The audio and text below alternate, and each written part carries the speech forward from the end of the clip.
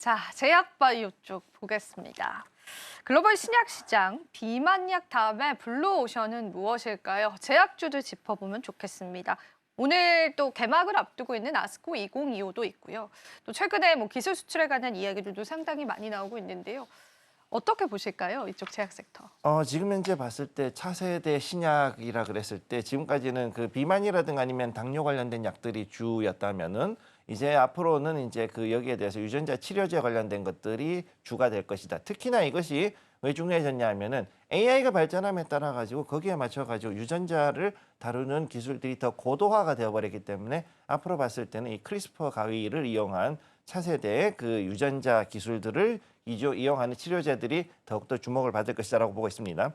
그래서 미국 같은 경우에 이제 마켓에서의 그 추산에 따르면은 2032년까지 했을 때 유전자 시장이 대략 한 50조 원 규모까지 늘어날 것이다. 즉 처음에 비교했을 때 비해 가지고 대략 한 7년 뒤에는 50조 원 이상의 그 시장을 가질 것이다라고 지금 전망을 하고 있는데 지금 여기에서 봤을 때는 이제 지금까지는 유전자 침묵 그다음에 유전자 증강 그다음에 세포 대체 치료 이런 식으로 해가지고 현재 발전해 왔거든요. 그래서 유전자 침묵이란 건 뭐냐 하면은 결국은 몸에 만약에 발현이 되면은 그 여러 가지 안 좋은 것들 쉽게 얘기해서 기형이 생기거나 뭐 아니면은 여러 가지 불치병이 생길 수 있는 혹은 자가 면역 질환을 일으키는 그런 유전자가 있을 경우 이 유전자를 이 발현하지 못하도록 막아주는 것들 이게 첫 번째 유전자 침묵 치료였고 그 다음에 증강은 좋은 어떤 그 형질이 있을 때 그것을 더욱더 강화시켜주는 그런 치료제였고 그다음 세 번째는 세포 대체 치료 그래가지고 손상되어 있는 그 유전자를 정상인 것으로 대체를 해주는 그런 부분으로 이제 들어가는 것이 볼 수 있겠습니다. 그래서 현재 이 부분에 대해서 한국 기업이 상당히 많이 진출해 있고요. 그리고 여기에 봤을 때 이제 앞으로도 그 여러 가지 이슈 중에서 특히 이제 삼성 바이오 에피스 아주 중요하죠. 이 회사의 삼성 바이오 에피스가 신약 관련해 가지고서 이제 전략적으로 이 유전자 치료를 들어갈 거고 그 이외에 ABL 바이오라든가 LG노믹스 같은 이런 여러 유전자 치료 관련 종목들이 굉장히 좀 더 뜰 수 있는 그런 여지에 있다 이렇게 보시면 되겠습니다. 네. 유전자 치료 최근에 이제 바이오업계 차세대 먹거리로 거론이 되고 있습니다. 저도 좀 조사를 해보니까 생후 9개월 아기가 유전자 가위로 교정 치료를 했다라는 성공 사례들도 좀 전해오더라고요. 이 유전자 가위라는 게 어떤 건지 좀 궁금한데요. 기술력에 관해서 조금 더 짚어볼 수 있을까요? 일단은 그 여러 가지 1세대부터 3세대까지 유전자 가위가 있어 왔습니다. 원래는 정확히 얘기하면 이게 펩타이드 즉 효소를 이용해 가지고 그 유전자를 잘라내고 하고 이제 붙이고 하는 것들을 이제 하는 거죠. 그런 걸 했었는데 1세대에는 한 90종 정도가 있었는데 3세대에 들어오면서 우리는 이제 보통 크리스퍼라고 부르는 유전자 가위 기술이 이제 들어오게 됩니다.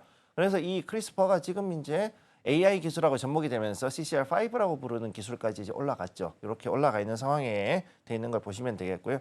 현재 보면은 우리나라 같은 경우 K바이오 업계 중에서 이 크리스퍼 가위를 굉장히 자유롭게 쓰는 그런 그 업체들이 다수가 이제 포진을 해 있고 실제로 그리고 여기에 대해서 앞으로 라이센스 계약이라든가 혹은 여기에 대한 여러 가지 그 세포 치료 관련한 공동 연구에 대한 움직임들이 상당히 활발하게 움직이고 있는 것을 볼 수가 있죠. 그러다 보니까 앞으로 봤을 때 이 단순하게 화학적인 분야보다는 이제는 이런 그 유전자에 대해 가지고 했을 때는 확실한 근원적 치료가 가능하다는 게 중요한데 그 이외에도 또 다른 점이 어떤 게 있냐면은 상당히 그 많은 임상으로 인해 가지고 힘들었던 부분들이 있잖아요. 그러면 그것들을 조금 더 이제 많이 좀 편하게 그리고 쉽게 좀 그렇게 치료할 수 있다는 것이 이런 유전자 그 치료의 장점이기도 하고 그 대신 한번 잘못 건드리면 걷잡을 수 없는 문제가 생길 수도 있기 때문에 굉장히 신중할 수밖에 없었던 것이 이 분야였는데 이제 AI가 도입이 되면서 그 부분에 대한 위험도 상당히 줄어들었다고 보시면 되겠습니다. 사실 우리가 이제 시장에서 비만 치료제 관련주다라고 하면은 딱 이제 몇몇 기업들이 떠오르는데 이 유전자 치료제 관련주다라고 하면은 좀 이렇게 물음표가 드는 건 사실인 것 같습니다. 그래서 실제적으로 유전자 치료를 하고 있는 기업들이 어떤 기업들이 있는지 좀 공부해 보면 좋을 것 같은데요. 몇몇 기업들 좀 거론해 주실 수 있을까요? 우선은 그 랩지노믹스 같은 게 있고요. 그다음에 이제 또 그 SD 바이오 센서 보통 이제 진단 키트 관련된 종목들이 그쪽으로 많이 그렇군요. 연결이 돼 있어요. 왜냐하면은 거기에 대해 가지고서는 유전자에 대해서 진단을 하기 위해서는 반드시 증폭을 해야 되는데 증폭 기술에 대한 기술을 가지고 있어야 확실하게 크리스퍼를 쓸 수 있거든요. 그러니까 이 유전자 플랫폼이 관련돼 있는 종목들 중에 상당수가 아무래도 그 진단 키트 관련주하고 상당히 연결이 돼 있다는 것을 기억을 해주시면 되겠습니다. 지금 유전자 치료제 관련주들 저희가 또 언급해드린 부분도 여러분들 기억을 해보시면서요. 시장 전략들 좀 잡아보시면 좋겠습니다. 자, 그리고 이제 비만 치료제 쪽도 한번 언급을 해보고 싶습니다. 사실 이제 오늘 코스닥 시장에서 그래도 비만 치료제 관련주 몇몇 종목군들이 상승을 나타내는데 뭐 여러 가지 리스크가 좀 부각을 받기도 했었습니다. 근데 비만 관련주들은 지금 시점에서 전략을 어떻게 가져가 봐야 할지 또 궁금하기도 하고요. 유전자 치료제 관련주는 그렇다고 해서 리스크가 없는 것인가도 좀 궁금하거든요. 두 가지를 좀 짚어주실 수 있을까요? 네, 우선 그 비만 치료제는 그동안 해가지고 GLP-1 방식을 네. 가지고 가는 신약을 했었기 때문에 거기에 관련된 종목들이 보통 이제 뭐 종근당이나 대웅제약이나 이런 종목들이 계속해가지고 움직였었잖아요. 그런데 문제가 뭐냐면은 지금 현재 위고비나 오젬픽 같은 즉 노보노디스크나 아니면 일라이 릴리가 그동안 밀었던 이 비만 치료제들의 부작용이 갑자기 이제 나타나기 시작한 거죠. 끊으면 요요가 갑자기 더 크게 온다라는 거. 바로 이 부분이 문제인데 그러면은 끊을 수가 없는 것이 끊기에는 너무 힘들고 그렇다고 해서 계속 맞자니 돈이 부족한 그런 상황에 도달했기 때문에 이것으로 인해 가지고 사람들이 지금 상당히 그 고통을 호소하고 있는 부분이 있다는 거죠. 그래서 여기에 대해서 우리가 최대한 가격이 경제성이 있는 그런 제품으로 해서 신약이 들어가야 된다는 점으로 봤을 때는 국내에서는 그래도 그동안에 있었던 GLP-1 관련된 의약품은 조금 더 지켜볼 필요가 있고 그다음 두 번째로 이 유전자 치료 관련해 가지고서는 아까도 말씀드렸지만 이제는 AI가 이 유전자 치료하고 같이 붙으면서 사전에 여러 가지 그 유전자에 조작을 했을 때 생길 수 있는 여러 부작용들을 사전에 발견할 수 있게 된 거죠. 그게 굉장히 빨라졌고 그래서 결국은 코로나 진단 키트가 빨리 메신저 RNA 방식으로 해서 나올 수 있었던 가장 큰 이유가 바로 AI를 이용한 부분도 좀 있습니다, 사실. 그래서 이 두 가지를 봤을 때는 앞으로 그 유전자 치료 플랫폼들은 이제는 그 아무래도 그 테크주들하고 같이 연결해서 갈 수밖에 없다라는 거. 요거를 또 좀 지켜보시면 되겠습니다. 그러면은요, 전문가님 바로 최선호 기업 한번 여쭤보면서요. 이 시간 좀 마무리 해보겠습니다. 어떤 기업 좀 긍정적으로 보실까요? 네, 아까 말씀드렸던 종목 중에서 그래도 괜찮은 종목 이제 CGN이죠. 예, 역시 그 코로나 진단 키트 관련주이면서 또 여러 가지 진단 관련되어 있는 키트를 많이 가지고 있고 대량 보유하고 있는 그런 종목이기도 합니다.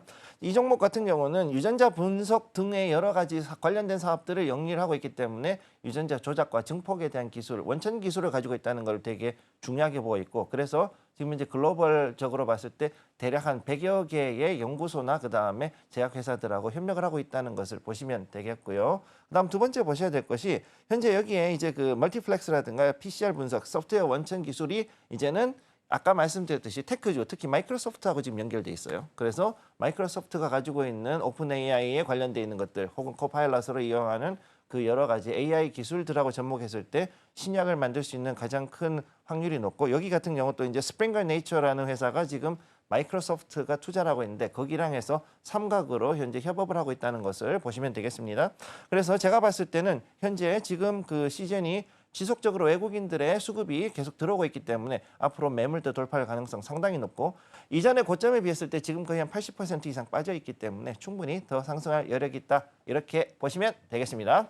시즌을 이제 선정을 해주셨는데 그럼 지금 우리가 투자를 하기에 가격적인 부담감이 없나요? 뭐 일시적인 이제 차익 실현이 있을 수 있는지 좀 짚어보고 싶은데요. 네. 그냥 들어가도 무리가 없을까요? 일단은 요거는 이제 보시는 시간의 관점에 따라 다른데 3개월 정도 스윙으로 보신다 그러면 나쁘지 않은데 단기로 들어가신다 그러면은 저는 좀 기다렸다가 매수 포인트 잡고서 거기서 들어가시는 것이 오히려 낫다라고 저는 그렇게 보고 있습니다. 단 여기에서 중요한 거는 현재 자리에서 오히려 지금 전체적인 그 거래량이 살짝 줄어 있는 상태이기 때문에 여기에서 보고 월요일이나 화요일 정도에 전체적인 반등이 들어온지 여부를 확인하고 그때 들어가신다 그러면은 충분히 좋은 결과 낼 수 있을 것이라고 보고 있습니다.